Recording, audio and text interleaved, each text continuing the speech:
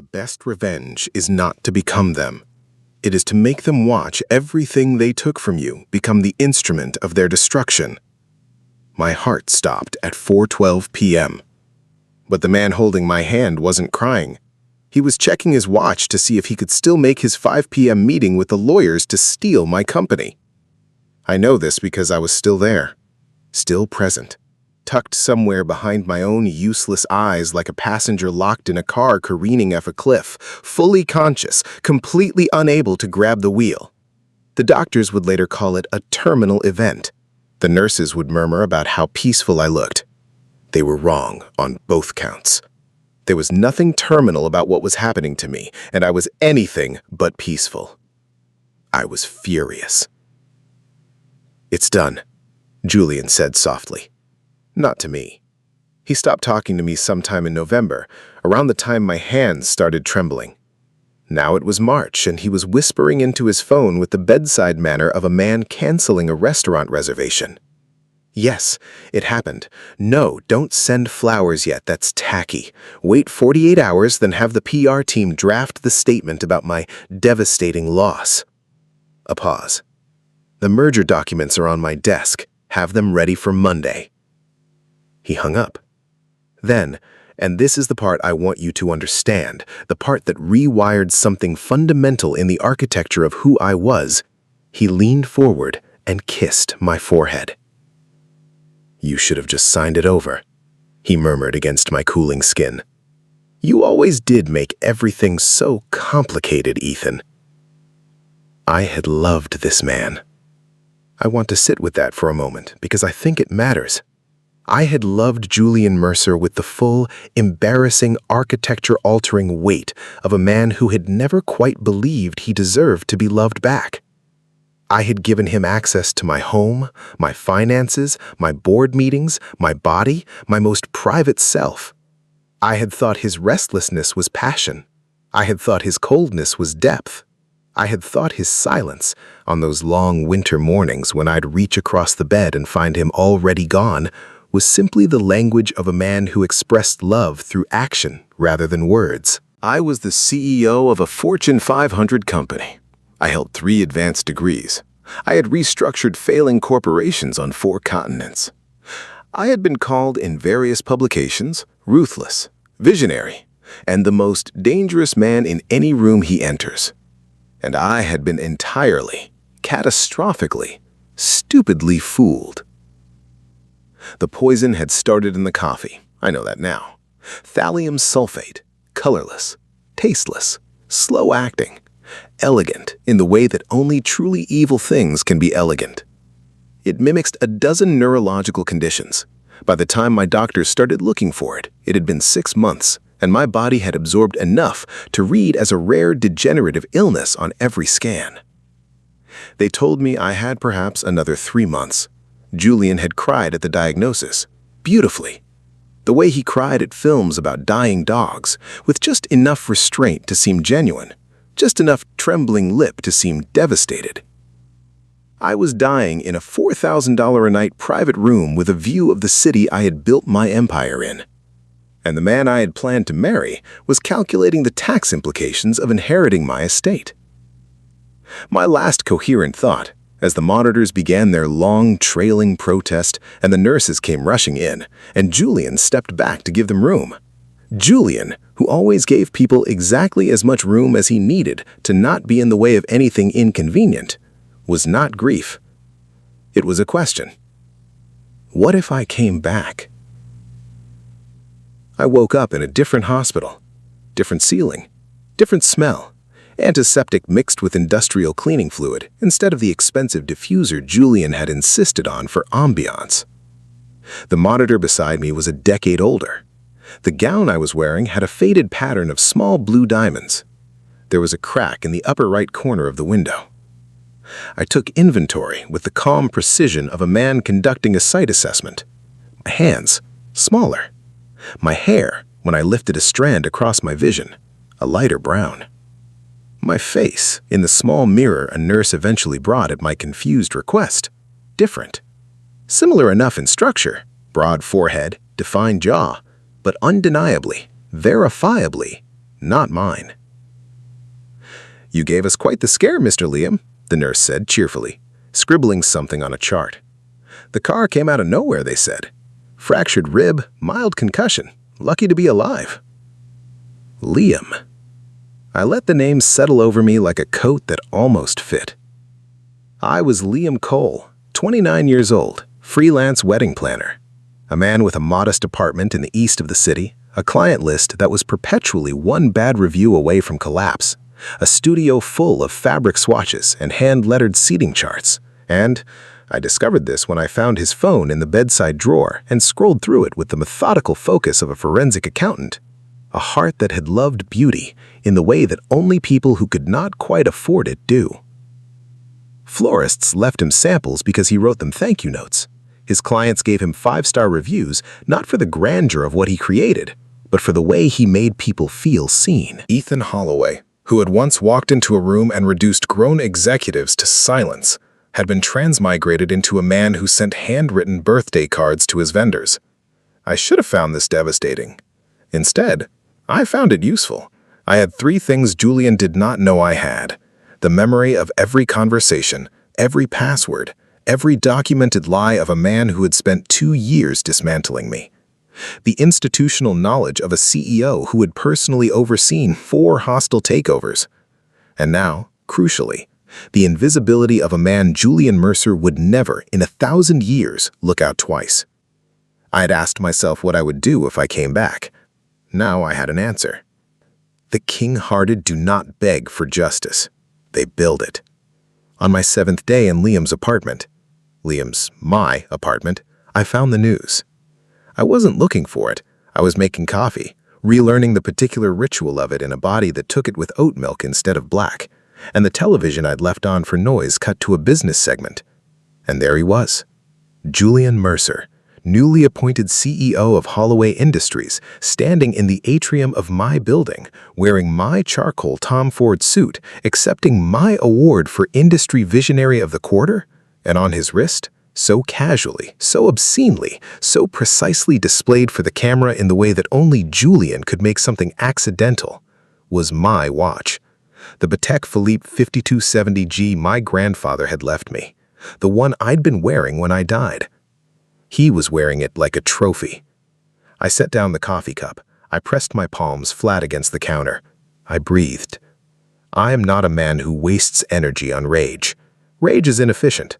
Rage is what happens when you don't have a plan, and I had already, somewhere in the long white quiet of that hospital room, in the days between waking as Liam and orienting myself, begun constructing the architecture of what came next.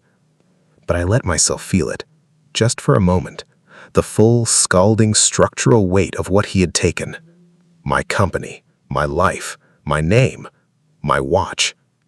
Then I put it away, and I got to work. The first thing I did was visit my own grave. It took 4 buses to get to the cemetery, which would have struck me as cosmically absurd 3 months ago, and now struck me as simply logistical. I found the plot on the cemetery's public register. Ethan James Holloway, plot 14C. The grave was 20 days old and already neglected. The flower arrangement, a standard funeral spray, the kind ordered in bulk, had gone dry. The stone was temporary, a placeholder, no personal inscription. Julian had been quoted in the obituary as too overcome with grief to make immediate arrangements. His Instagram, which I had pulled up on Liam's phone, told a different story. His latest post, 2 days ago, was a black and white photo of a coffee cup and a half-read book. The caption read, "Some mornings the grief hits like the first light, heavy, then slowly, beautiful. Learning to carry what cannot be put down. Blue, heart emoji, hashtag healing, hashtag Ethan forever." It had 14,000 likes. I stood at my own grave for a long time. I thought about the man that I had been, brilliant, yes, and capable, yes, but also profoundly self-destructively unwilling to believe that someone could look directly at everything I had and want only it, never me. I had been so hungry to be chosen, so convinced that if I could just be useful enough, present enough, generous enough, if I could just make myself indispensable enough that love would follow the way revenue followed a sound acquisition strategy. I had audited every aspect of my industry and never once audited the man sleeping beside me. That man was on his Instagram posting grief bait while my flowers rotted. I crouched down and removed the dead arrangement, placed in its stead a single white peony from the bunch I'd brought, Liam's favorite I'd learned from scrolling his messages and now mine, and I made myself a promise. Not of destruction, something more considered than that. Something with structure and sequencing and the cold, load-bearing precision of a building designed to last. Julian would not just lose everything he'd taken, he would watch it happen. He would understand at the moment it collapsed exactly why, and the why would be delivered by a ghost. The best trap is the one the target builds themselves. Julian announced the wedding competition on a Tuesday. He was engaged, had been, it turned out, since the month before I died, to Marcus Vale, the only son of Roland Vale, whose pharmaceutical empire was currently circling Holloway Industries' pharmaceutical division like a very patient, very expensive shark. The engagement had been kept quiet out of respect.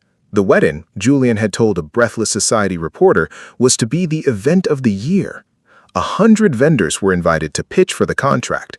The winner would receive full access to Julian's schedule, household, and private estate for the duration of the planning period.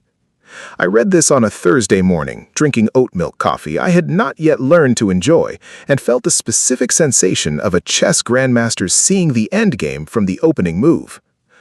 I had spent month one becoming Liam, not performing him, becoming him, with the same rigor I'd applied to every acquisition. I'd taken his client files and understood his aesthetic, romantic, architectural, emotionally intelligent. I'd studied his past work and found it genuinely beautiful, which surprised me.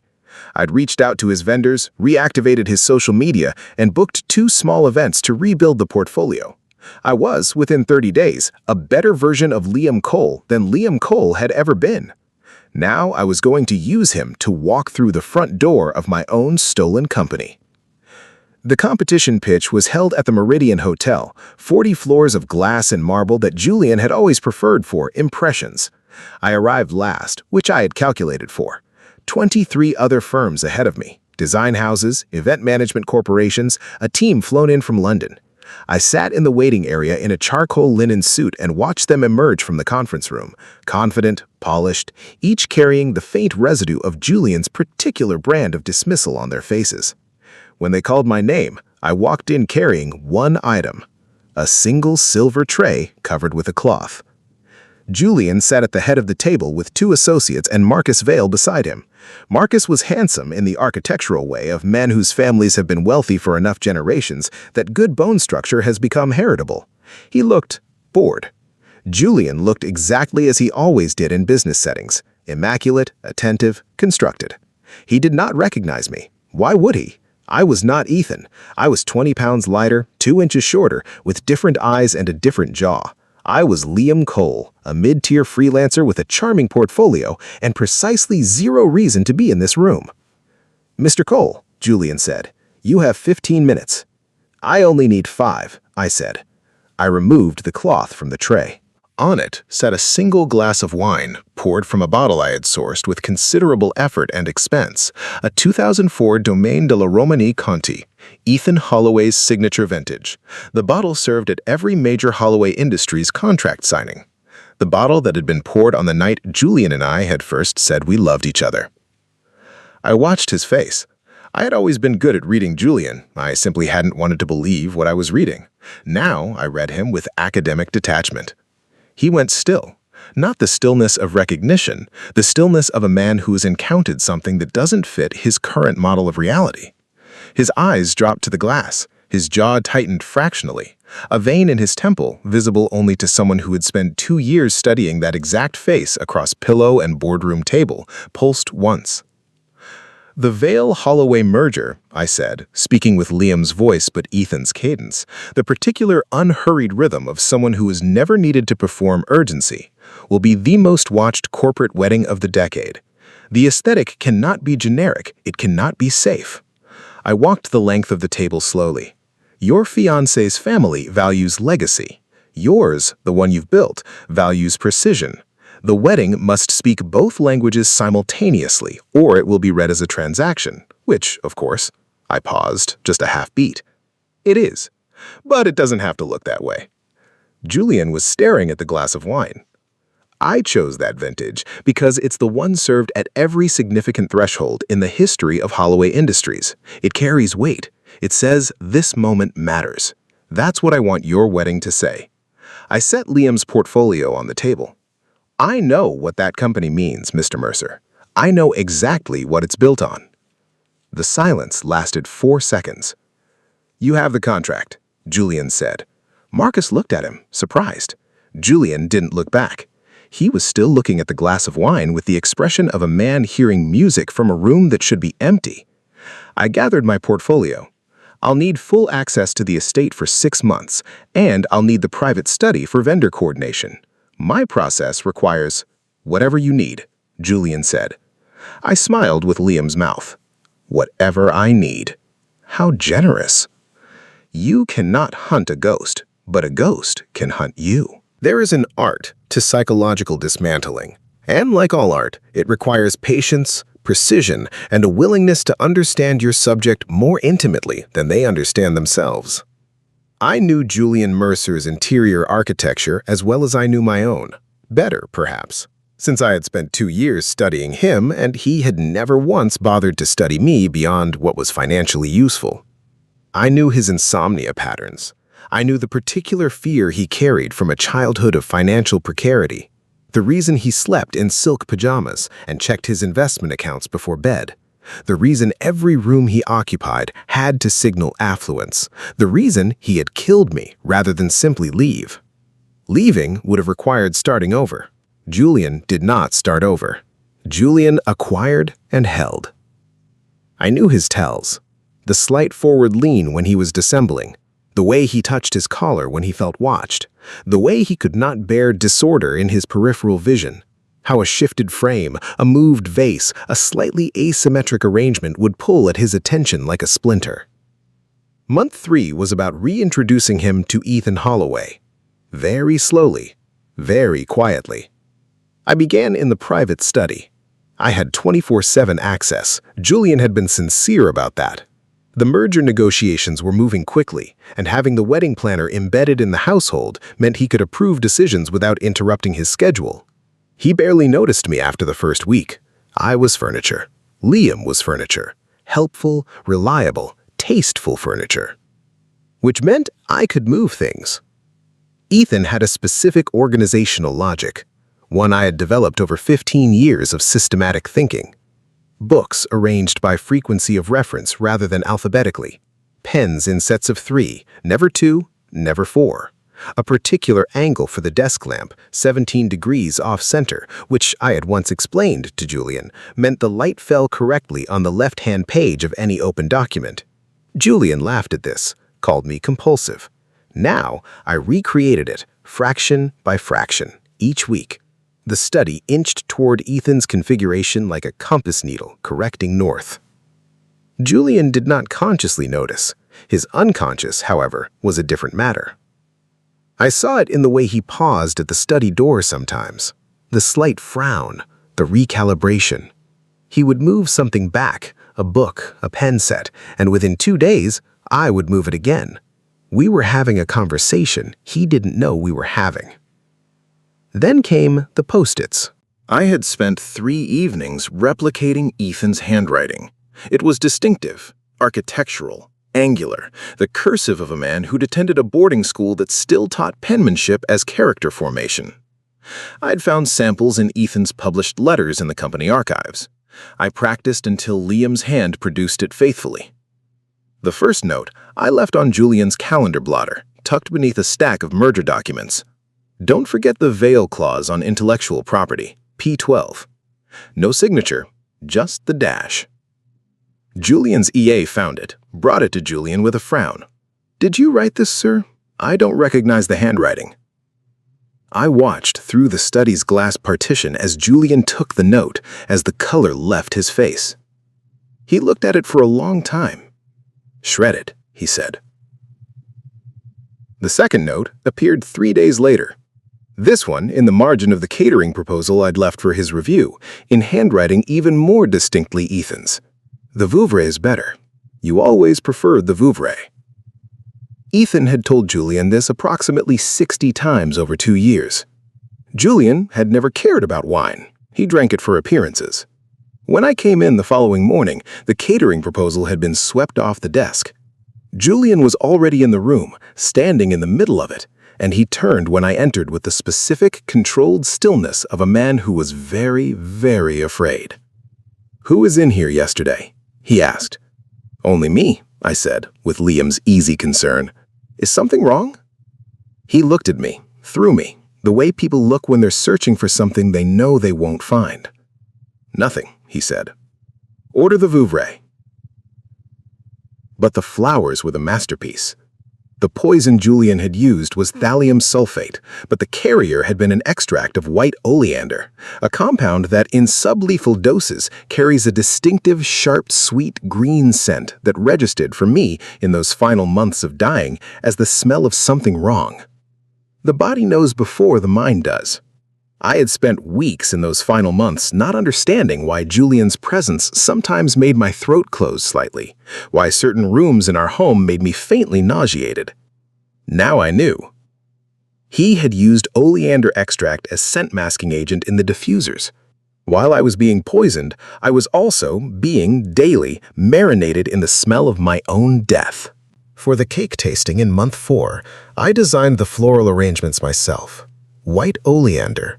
Tiny traces, purely decorative, well within safety limits for humans, but present unmistakably in the scent profile of the room.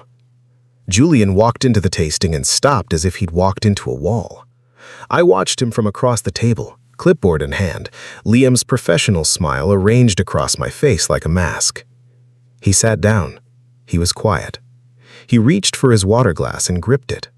I watched his knuckles whiten. I watched the fine tremor begin in his right hand, the same tremor I had learned to hide for 6 months while he watched, impassively as it worsened. "Are you all right?" I asked. "The flowers," he said, his voice carefully flat.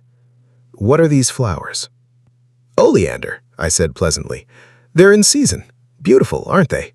Very delicate, almost ghostly in the right light." He excused himself 3 minutes later. I heard him in the hallway, on his phone, voice rapid and low. I couldn't make out all of it, but I heard one phrase clearly, and I filed it with the precision of a man who files everything. "It's like he's still here." Good, I thought, uncapping my pen and making a neat note on the floral order sheet. He is. A building falls from the foundation. Begin there. By month 5, Julian Mercer was not sleeping. I could see it in the micro-expressions he'd never bothered to hide because he'd never believed anyone was reading him. The tissue-thin skin beneath his eyes, the slight drag of his left foot at the end of long days, the way his handshake at the wedding dinners I now attended as the wedding planner coordinating room layouts had lost its hydraulic precision. Julian always had a metronomic handshake, firm, timed, calibrated. Now it varied. Now it was sometimes fractionally too hard, sometimes fractionally too brief. He was coming apart, and he had, with extraordinary irony, begun leaning on me. Liam. Liam, who was quiet and observant and never seemed to want anything except for the wedding to be beautiful. Liam, who made Julian tea without being asked. Liam, who noticed when Julian was avoiding the west wing of the estate, which I had, gradually, come to understand was where Julian's private safe was located behind the Hockney print in the corridor, and who never pushed, never probed, never did anything except make Julian feel seen in the uncomplicated way that lonely, guilty people desperately need. "You're the only person in this house who doesn't want something from me," Julian said once, late at night, sitting on the estate terrace with a glass of wine he wasn't drinking. "I want everything from you," I thought. "I just want the wedding to be perfect," I said. He looked at me with an expression I had not seen on his face in years. Genuine, unguarded, almost vulnerable. For a moment I saw the man I had thought he was. Cultured, intelligent, capable of depth. And I understood, with the cold clarity I had earned, that this was the most dangerous version of Julian Mercer, the version that could make you believe, if you weren't careful, that the cruelty was circumstantial rather than constitutional. I had made that mistake once. "Tell me about Ethan Holloway," I said. The silence was extraordinary. "Why?" His voice was very quiet. "His watch," I said, nodding at the Patek Philippe on his wrist. "You wear it every day. I assumed he mattered to you." Julian looked down at the watch. His jaw worked. I watched him construct the answer, weigh its components, decide which version of grief would be most useful here. "He was the best person I ever knew," Julian said, "and I failed him." The audacity was genuinely breathtaking. "I'm sorry," I said. "I think about him constantly," he said. "I think I always will." "I'm sure he'd want you to be happy." I almost meant it in a way. Ethan Holloway had wanted Julian to be happy, had wanted it with a specificity and a tenderness that had made him easy to kill. That version of Ethan was buried in Plot 14C with a dead flower arrangement and a temporary headstone. This version of Ethan had other plans. The Vale family, I had discovered through 6 weeks of careful social reconnaissance, was not what it appeared. Roland Vale had agreed to this merger because he needed Holloway Industries' pharmaceutical patents to paper over a regulatory crisis in 3 of his European subsidiaries. The wedding was a theater, a narrative of personal alliance to make a financial desperation maneuver look like destiny. The only thing that could derail it was doubt. The only doubt that would matter was doubt about Julian's stability. The board of Holloway Industries was already uneasy.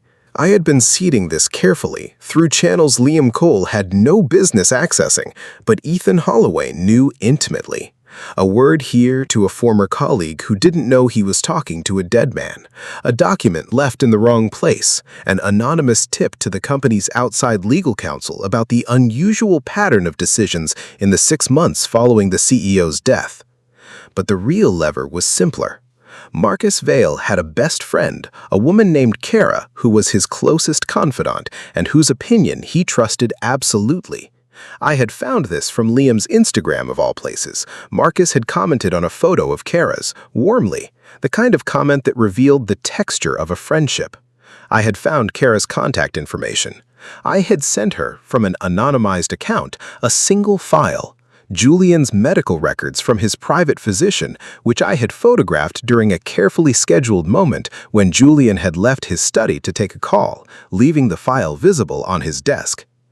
The records documented what his physician had, with admirable medical discretion, called acute anxiety episodes with dissociative features, 4 in the past 3 months, 1 requiring sedation.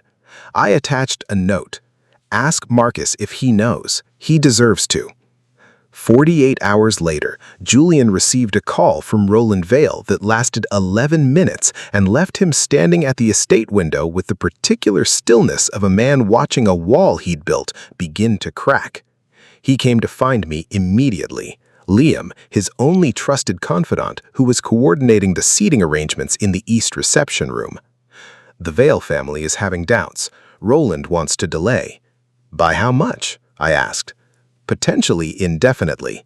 His voice had the calibrated calm of a man who has spent a lifetime not letting cracks show. Then we make the wedding undeniable, I said. Something so beautiful, so unimpeachable that it removes all doubt. I looked at him steadily. Trust me with it, entirely. I'll handle everything. He looked at me for a long moment. The safe in the corridor, he said slowly. There are documents in there, private merger agreements, board communications. If any of that got out, show me where it is. I'll make sure the security during the event is absolute. And Julian Mercer, who had killed a man for his access codes, handed the keys to his safe to his wedding planner. Because he trusted me. Because everyone trusts Liam. Let them dance, then close the exits. The wedding was held on a Saturday in June at the Holloway estate, which was of course my estate, though Liam Cole did not know this, and Julian Mercer had stopped thinking of it that way. 230 guests, 12 vendor teams, 6 months of planning, executed with the kind of total, immaculate architectural perfection that Liam Cole had always been capable of, and Ethan Holloway had now sharpened to a weapon. Every element was correct. The flowers, cascading white roses and green hellebore, elegant and expensive. The music, a string quartet playing arrangements Marcus Vale had chosen personally, which told me Marcus, at least, had genuine feeling for this. The lighting, golden, soft, the kind of light that makes everyone look like the best version of themselves. Julian looked extraordinary. He always did in a room he'd curated. He moved through the pre-ceremony gathering like a man who had earned this. Warm, gracious, the picture of a grieving man who had found, after genuine loss, a second chance at happiness. I watched him from the coordinator's position at the back of the room, clipboard in hand, earpiece in, Liam's comfortable invisibility wrapped around me like a second skin. At exactly 2 o'clock, the ceremony began. At exactly 2:47, as the officiant reached the vows, I walked to the AV control desk I had personally overseen the installation of, and I entered the code I had prepared.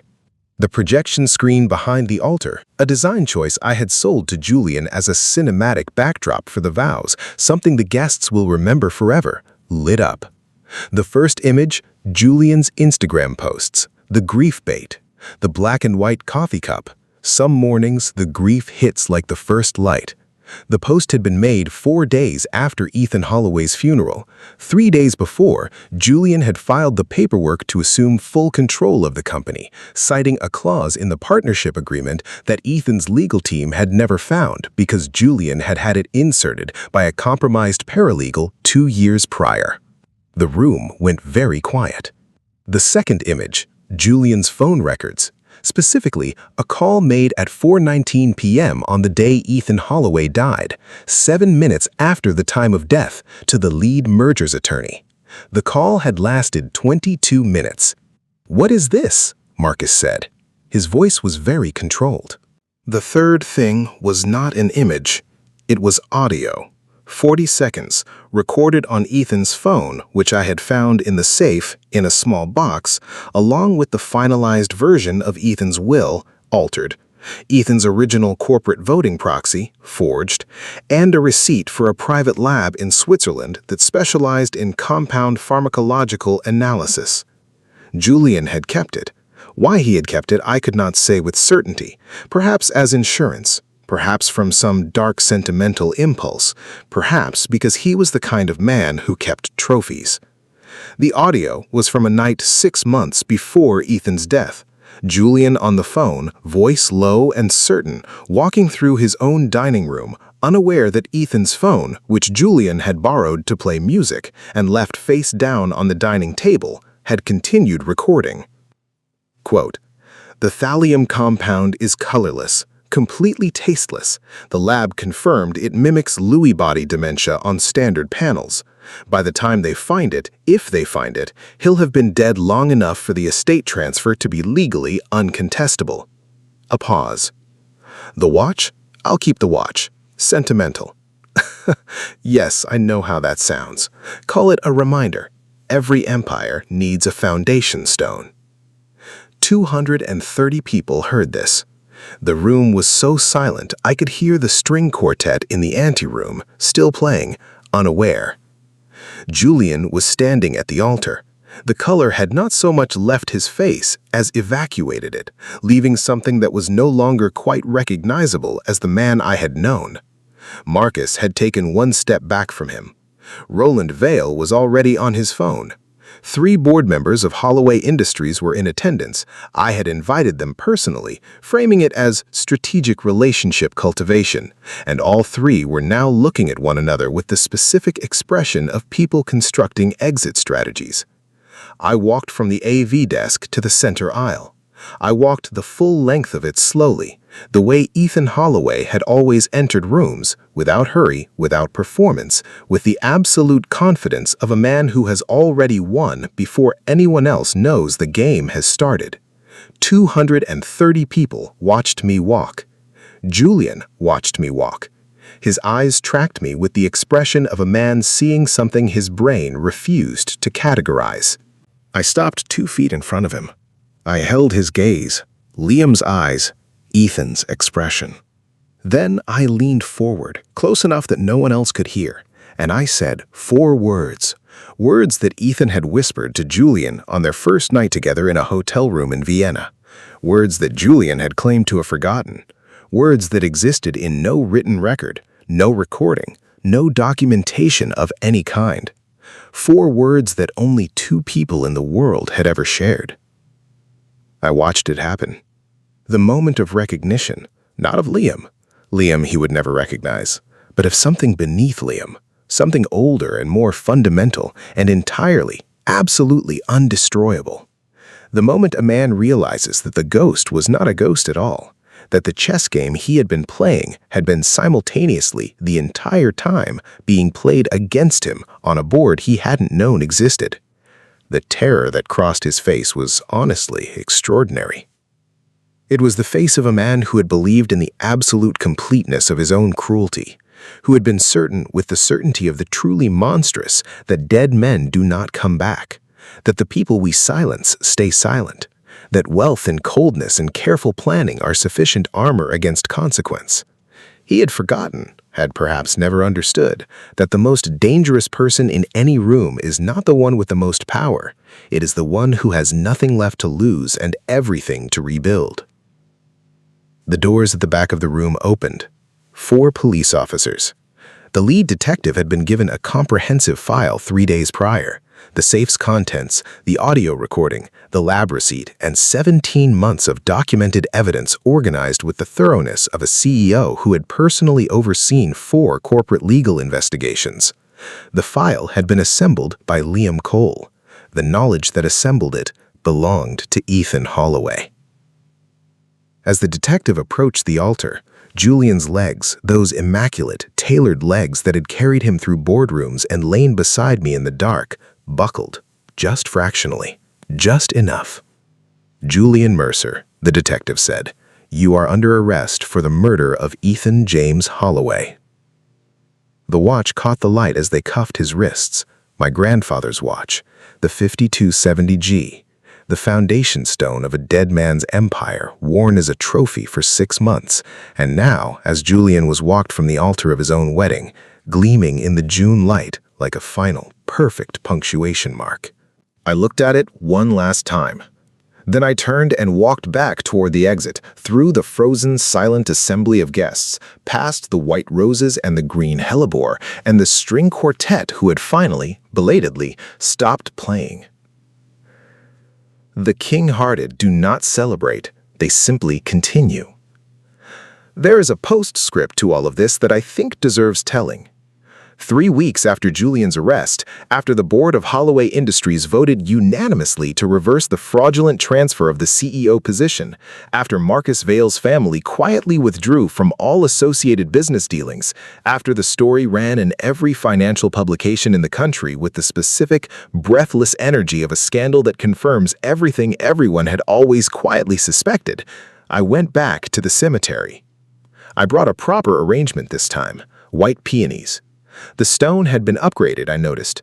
The company's executive team had quietly arranged it once the full story became public, a gesture of institutional guilt that I found neither satisfying nor offensive. It was simply a stone. It had my name on it.